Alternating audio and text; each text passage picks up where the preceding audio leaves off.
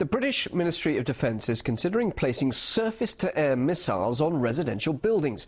People in East London have received leaflets saying their rooftops could be used to house the weapons during the Olympic Games this summer. Residents say they're concerned about the safety of the system, claiming it could become a target for attack. Officials stress the missiles are a last resort, which would only be used in case of an extreme terror threat. Well, let's now get some reaction from a London-based investigative journalist who's written extensively about terrorism, Paul Lashmar. One would assume, Paul, that the last time air defence systems were placed on residential rooftops was back during the Second World War in London. So does this really suggest an attack is likely? Well, there's two things. I don't think they actually ever put anti-aircraft guns or anything on rooftops, because they would have shaken them to pieces. But I get your drift. They certainly had spotters and so forth like that. But is there a threat? Well, that's imponderable. We don't know. I mean, what they're doing is preventative, and I think there's a bit of psychological warfare going on here. I think they're letting anybody who is thinking of making a terrorist attack know that these extensive preparations are being made. But we're presumably talking about airborne attacks. Surely the British air defence system is good enough as it is, isn't it? Well, I imagine you've got to remember these high-velocity missiles are quite short range. They're quite light. You know, they're like a large camera, really, on a tripod. That's what they sort of look like. And then they have one of the chaps has some equipment allows them to target. So it's very light, and it's only got a range of about 5 kilometres. So I think what we're looking at here is light aircraft or helicopters suddenly emerging from nearby. I think that's the thought. You mentioned my reference to those missile defence systems back in the Second World War. Of course, nowadays these systems are a lot lighter, but you did raise a point saying that those systems would, of course, shaken a house to bits. The residents who are underneath these missile launchers, they're very concerned if they were to be used. Would they not be in danger themselves? I don't think so. I mean, you know, there is actually someone standing 2 foot away from them when these things go off. And I think, I mean, I can really understand the residents' concern, because they must feel that they're just sort of becoming involved in this sort of military operation. But I don't think that's the problem. I don't think actually being in they're in danger. What about the residents' concerns of being targets by terrorists themselves, in the knowledge that these missile systems are on their rooftops?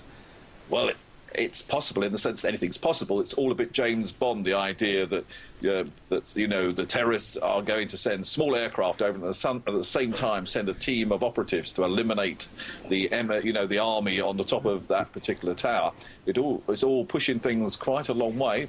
Not impossible, but a bit unlikely, I would say. Nevertheless, as an expert on terrorism, are you surprised that these measures have been made so public and are indeed being put in such a public place? Well, as I say, I think what it's about is trying to scare the terrorists off.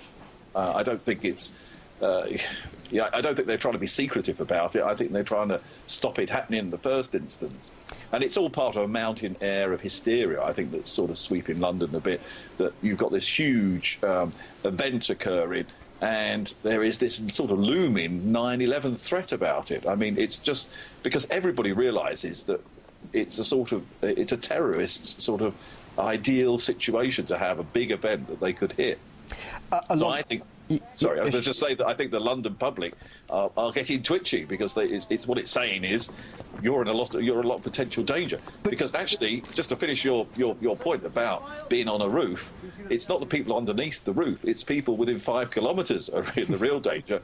If those rockets are fired, it's got to come down somewhere, and they explode. So, you know, anybody in a 5 kilometre range of that is at risk if it's fired. You talk about the fears of Londoners and indeed the visitors to the Olympics. Would those fears not be allayed by the fact that £1 billion apparently is now being spent on policing the Olympics? Do you really believe that the British authorities are doing enough to make them safe, from what you know as a journalist?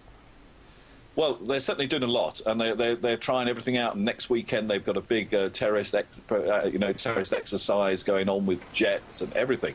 So they're doing lots of things. But it's like all issues of terrorism. Everything is true till it's not true.